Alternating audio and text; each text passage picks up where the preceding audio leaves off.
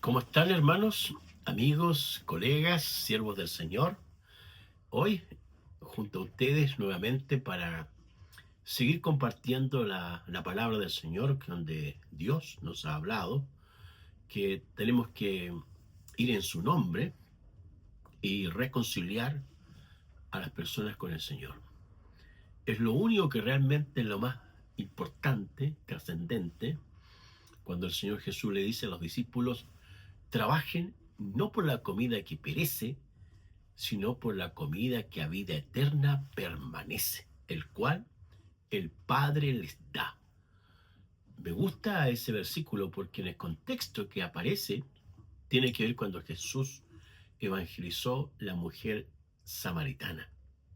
Y es así como el Señor recorrió todas las aldeas, los pueblos, caseríos, los lugares, predicando, enseñando, sanando a las personas, liberándoles del diablo y todas aquellas acciones que ellos tenían.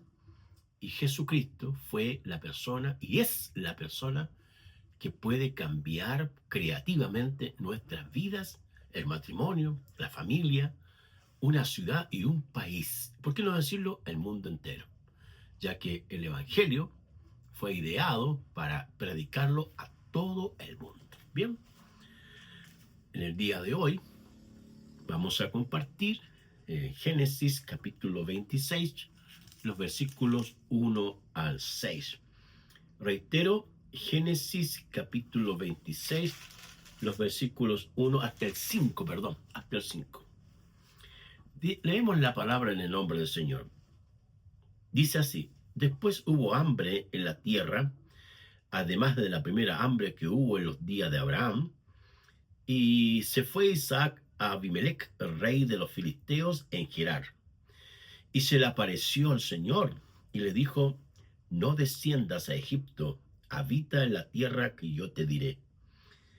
Y habita como forastero en la tierra, y estaré contigo, te bendeciré, porque a ti y a tu descendencia daré todas estas tierras, y firmaré el juramento que hice a Abraham tu padre.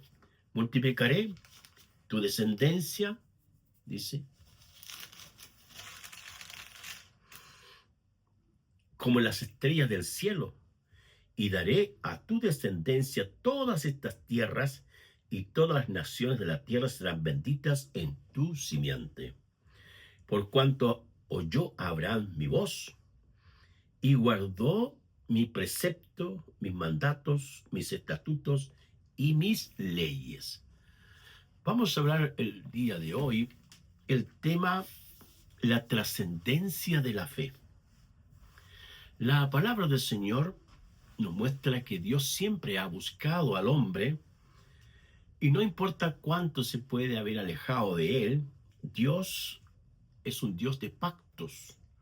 Un pacto es un acuerdo entre dos partes donde cada uno propone algo y después, cuando se ejecuta, se cumplen las exigencias o las responsabilidades, como también los beneficios. Dios siempre ha intentado, cuando el hombre ha roto la relación por causa del pecado, el Señor viene en busca de aquellas personas porque les ama tanto. Cuando Adán y Eva pecaron y se rebelaron contra Dios, en Génesis capítulo 2, notamos que es Dios quien baja, desciende, se hace presente en el huerto de Edén y habla con Adán. Adán se esconde por causa de su maldad, pero el Señor sigue buscándole y guiándole al arrepentimiento. Lucas, en el Nuevo Testamento, capítulo 19:10, dice que Jesús vino a buscar y a salvar lo que se había perdido. Dios es un Dios de relaciones, es un Dios que busca a las personas con el propósito de revelar su fidelidad, sus planes y su amor. Cada vez que nosotros respondemos creativamente y en forma receptiva a los mandamientos del Señor, estamos al mismo tiempo mostrando que queremos ser fieles al Señor, que los planes del Señor son buenos, ejecutables, y que tienen beneficios profundos, integrales para el hombre, el matrimonio, la familia y también la sociedad. Ahora, veamos aquí tres alcances de la trascendencia de la fe. Lo primero es que Dios se reveló. El pasaje de Génesis 26, el versículo 2 nos habla de que Dios se reveló a Isaac. Abraham, su padre, ya había muerto, había sido enterrado por su hijo Isaac y también su otro hijo que tuvo con Agar, la egipcia. Ambos hijos sepultaron a su padre. Pero el pasaje revela de que Dios le habló a Isaac y le dijo: no desciendas a Egipto, permanece en la tierra que yo te he dicho. La permanencia significaría al mismo tiempo las promesas o la ratificación o reiteración de las promesas que Dios le dio a Abraham. Ahora trascienden y pasan a la próxima generación, que es Isaac. Por otro lado, Dios le dice que multiplicará su descendencia, así como Dios le había dicho a Abraham que su descendencia sería como las estrellas, cosa que él no podía contar, o como la tierra, tampoco se puede contar en cuanto a la arena, pero Dios es el Dios que multiplica, es el Dios que añade aquellas cosas que nosotros necesitamos y mucho más allá. Efesios 3:20 dice: aquel que es poderoso para hacer todas las cosas, mucho más allá o mucho más abundantemente de lo que pedimos o entendemos, según el poder que actúa en nosotros. Al mismo tiempo, Dios bendecirá, dice el pasaje, todas las familias de la tierra en su descendencia. En el Nuevo Testamento encontramos que la simiente de Abraham es nuestro Señor Jesús. La simiente de Abraham es el Señor Jesucristo. No está recepcionada con respecto a un pueblo, sino que con respecto a Jesús. Y Jesús es la persona que viene a darnos salvación, viene a buscarnos insistentemente, nos habla de una manera u otra para que escapemos del juicio, de la ira del Dios Todopoderoso y podamos recibir y creer en el Salvador. En segundo lugar, está Dios y sus promesas. Las promesas implican protección, implican provisión. Durante los tiempos de escasez, ahí se habla de una hambruna, otra hambruna en el tiempo de Abraham, o sea, crisis económicas, sociales, ya en ese tiempo se estaban revelando, y es indudable que en ese contexto el Señor Todopoderoso se revela y habla con Isaac. Isaac permanece en la tierra y Dios le bendice. Cosechas en abundancia, prosperidad financiera y protegido de los enemigos o sus enemigos. Recuerda que en ese tiempo las etnias, los grupos, las personas viajaban grandes extensiones en camellos con sus ganados, con su esposa, y era el Señor de una u otra forma quien estaba dirigiendo. Y ya ahora lo que Dios quiere es que este hombre, Isaac y Rebeca, se establezcan en la tierra de Canaán, porque esa tierra Dios se la va a dar a él. Entonces, las promesas del Señor son fieles y verdaderas. Ahí en 2 de Corintios capítulo 1, el apóstol Pablo dice que todas las promesas de Dios son en él, hablando de Jesús, el sí y el amén.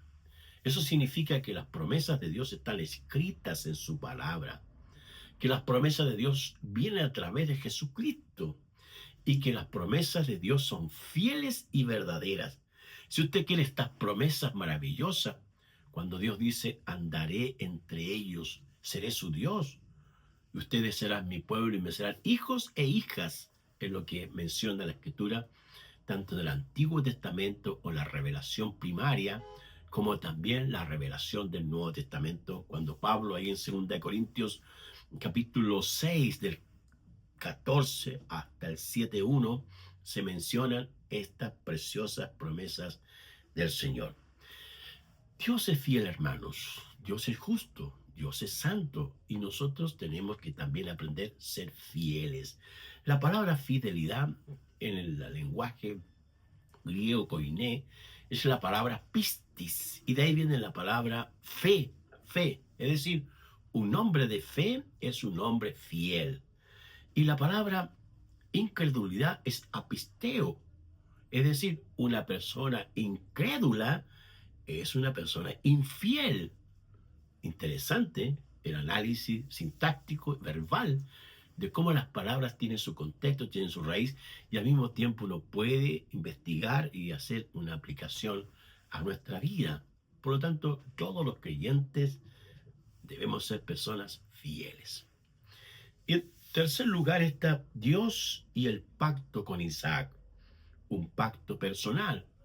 Es decir, cuando Dios habló con Abraham, las promesas del Señor fueron dadas para Abraham. Pero las promesas de Dios en un sentido son lineales y tienen un impacto no solamente en Abraham, sino que ahora van a tener un impacto en Isaac.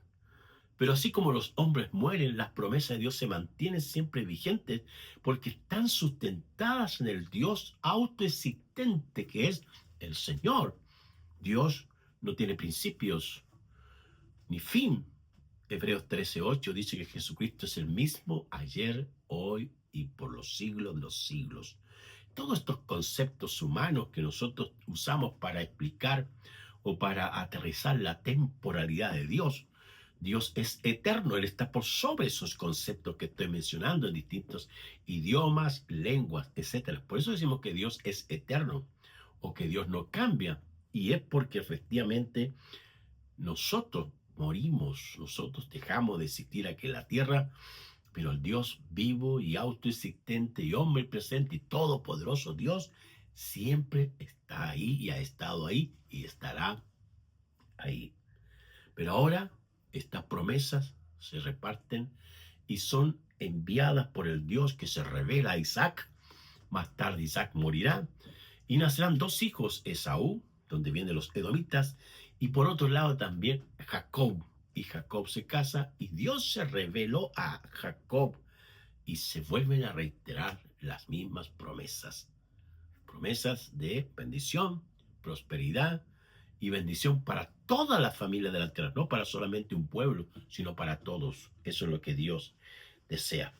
O sea, no solo la fe de un padre, ahora Isaac tiene que confiar en Dios. En un sentido, es muy cómodo ver a un padre que trabaja, que se esfuerza, inteligente, responsable, puntual, y hay un hijo que está creciendo, que es la próxima generación. Ese hijo también tiene que aprender ahora a confiar en Dios, creer en Dios y ser un trabajador responsable, fiel a su esposa, fiel a la empresa que lo ha contratado y trabajar con inteligencia y con responsabilidad. Es lo que el Señor desea que hagamos.